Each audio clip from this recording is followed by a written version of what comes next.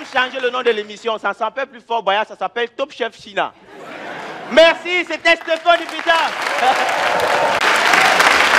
Il est avec nous ce soir, un humoriste de génie, eh bien c'est comme ça que lui-même il se présente, comédien, hors norme, justement, metteur en scène également. Notre invité également est un promoteur, le promoteur particulièrement du festival Gili Gili. Bon déjà je me demande ce que ça signifie, il nous dira certainement. On est là, ce sera avec toi. Bonsoir et bienvenue dans Urban Tube. Bonsoir Servet, bonsoir à tous les auditeurs de IFM et de Urban Tube en particulier. Bonsoir Stéphane. Bonsoir, on est là. Bienvenue. Merci, c'est comment? Alors je vais très bien, merci. Et toi-même, ça se sent que tu vas bien? Ça va. Comment est-ce que tu découvres ton talent d'humoriste? Ça commence comment en fait, le déclic pour l'humour? C'est en 2017 que je me lance dans l'humour. Oui. C'est parce que j'ai été bercé par des grands frères comme Essini Minja, c'est vrai qu'il n'est pas très connu, mais c'est un gros classique. C'est quelqu'un qui est un grand comédien d'abord, mais aussi un très grand humoriste qu'on peut considérer comme le pionnier du stand-up au Cameroun. On a une grosse... on a un gros héritage au Cameroun en termes d'humour. Et quand tu vas un peu partout, quand tu regardes les Goïm, Michel, ils te disent que gars, moi j'ai été inspiré par Cancan, donc on a cette influence là un peu partout. Donc si on veut s'inscrire et marquer durablement l'humour, je pense que si tu ne veux pas aspirer à faire mieux que ceux qui sont là avant, ne te lance pas. Donc pour moi c'était à la fois une expérience et un gros challenge personnel. D'accord. Couronné du prix RFI Talent du Rire en 2022, qu'est-ce que ça fait de gagner un tel prix?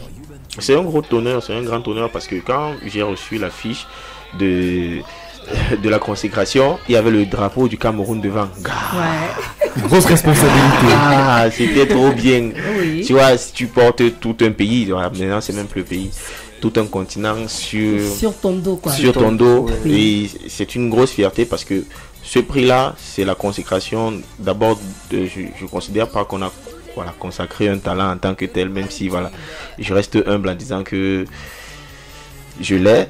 Mais c'est aussi la consécration d'un parcours, de beaucoup d'années de travail, d'une équipe et aussi de ce merveilleux public qui me suit et qui me donne la force depuis tout ce temps-là. Donc quand j'ai eu ce prix-là, le premier réflexe a été de faire le tour avec le trophée, remercier tous les Camerounais, tous les Camerounais, tous ceux qui étaient là au premier spectacle. J'ai dit gars, voilà votre trophée. Ce n'est même pas le mien. Merci pour ce prix, merci pour le soutien. Donc pour moi c'est une bénédiction quoi d'avoir ce prix-là. Avant d'arriver au prix, il y a beaucoup d'étapes à traverser. Alors dis-nous, comment est-ce que tu te retrouves dans le concours en question? Bon, l'appel à candidature est ouvert. On a des vidéos qu'on envoie, il est ouvert aux humoristes d'Afrique centrale, Afrique de l'Ouest, des Caraïbes, des Antilles. Donc tu as des centaines, voire des milliers, si on est des milliers, mais des centaines d'humoristes qui postulent via des vidéos. Et sur ces centaines, on a 10 finalistes qu'on retient.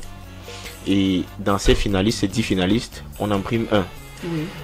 2021, j'étais déjà parmi les 10 candidats. Les 10 finalistes. Je me suis dit, bon, avec le parcours que j'ai eu en 2021, qui était la grosse révélation, c'est vrai que j'étais dans l'humour depuis 2017, mais 2021 était vraiment l'année où j'ai vraiment décollé sur scène et en dehors dans les grands festivals internationaux. J'ai notamment fait mes premiers Parlements du Rire en 2021, les 2 premiers Parlements du Rire, mon spectacle qui a bien marché, et là la nomination pour le prix. Je me suis dit ok, cette année c'est pas mal, même si on ne gagne pas, c'est pas grave.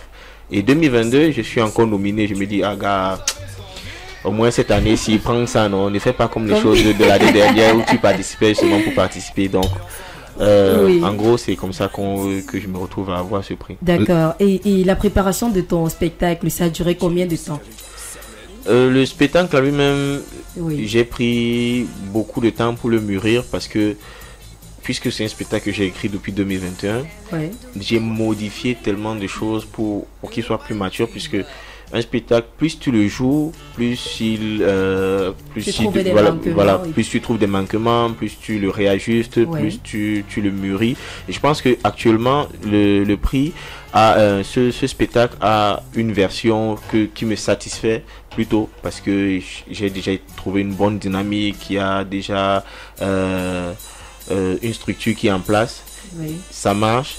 Et je crois que c'est voilà, c'est ce que je suis venu partager avec le public de Yaoundé. Ok.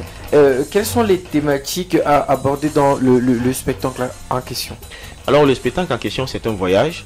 On est dans l'inédit, parce que moi j'aime bien des sujets inédits, des sujets que très peu de personnes n'abordent pas, ou bien des sujets qui sont proches de nous qu'on n'aborde pas forcément. Donc j'aborde des thèmes qui sont très actuels, qui sont ancrés dans le quotidien, mais aussi dans l'actualité. Par exemple, l'écologie, la question de la femme, la responsabilité, l'éducation, le numérique, qui sont des sujets qui sont plutôt frais, mais que voilà, que certains humoristes n'osent pas aborder. Donc je pense que c'est aussi ça qui fait la fraîcheur de ce spectacle-là. Ouais. C'est un cocktail d'émotions, de thèmes nouveaux, et aussi voilà, un artiste nouveau à découvrir. Oui. C'est clair que tu as quelque part répondu à la prochaine question aussi que je voulais te poser. Lorsqu'on t'écoute sur scène, lorsqu'on te regarde également, on voit une certaine recherche, une certaine veille en termes d'information. Et parfois, moi je me dis clairement, c'est un sentiment singulier que tu prends position parfois dans certains spectacles. Et c'est bien parce que on montre réellement l'apport du comédien, de l'humoriste que tu es, justement dans ce processus de mondialisation. La question justement que j'aimerais te poser, on est dans un pays où il y a énormément de talent dans ce contexte-là. On parlait de Jean-Michel Cancan qui a inspiré énormément de personnes. Moustique est là et le Rich Takamela, ils sont très très nombreux. Toi particulièrement, quelle est ta valeur ajoutée? Je pense que ma valeur ajoutée, elle est dans le fait déjà de pouvoir réunir des personnes. Oui. Parce qu'aujourd'hui, je pense que c'est une force extraordinaire en tant qu'artiste de pouvoir réunir des gens, que des gens viennent te voir, que tu les entretiennes pendant 1 heure, que tu leur donnes de la bonne humeur et qu'ils rentrent chez eux. Actuellement, il n'y a que les hommes politiques qui le font. C'est-à-dire, voilà, qui font des meetings et les gens viennent les voir, ils font leur show. Oui. Je pense que c'est aussi une force extraordinaire que nous, les artistes, on a.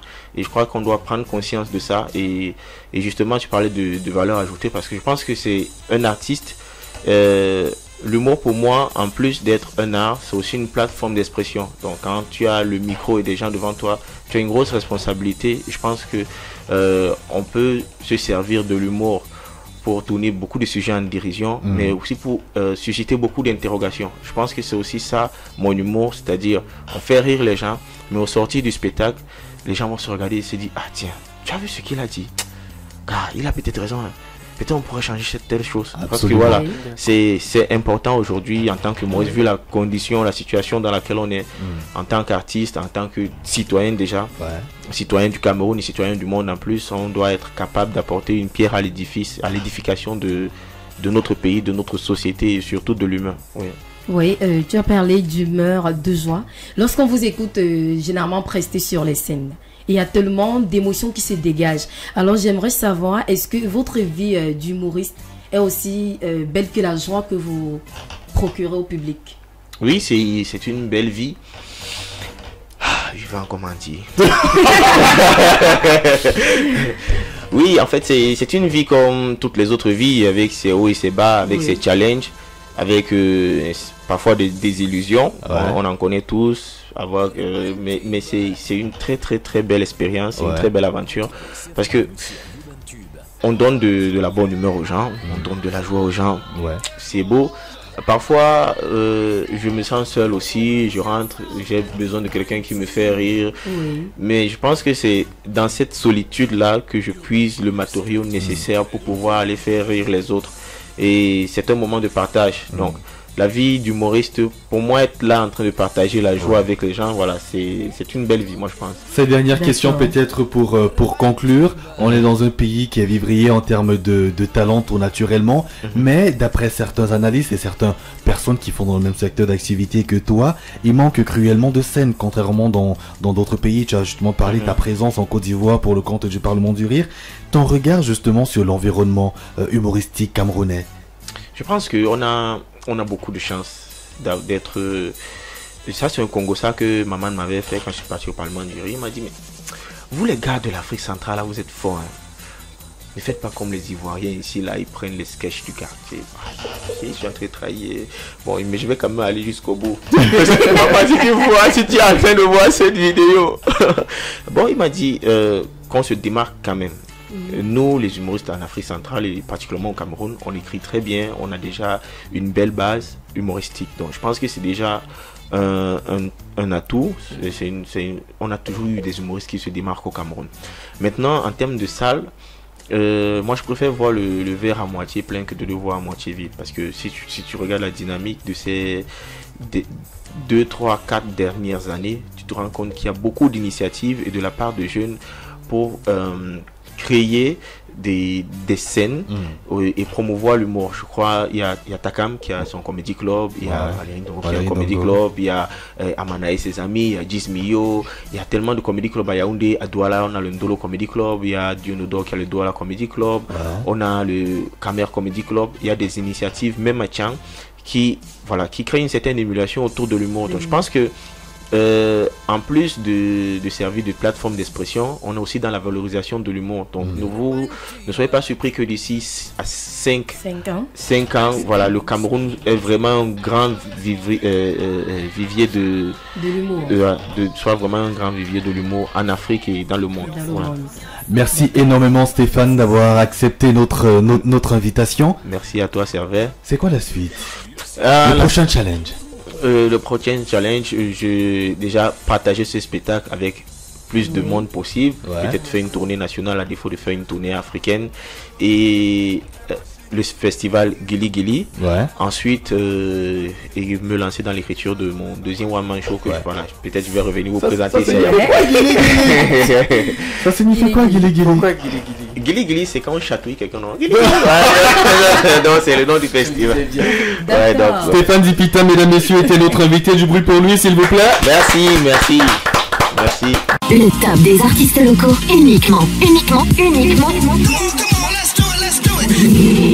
sur You Want You.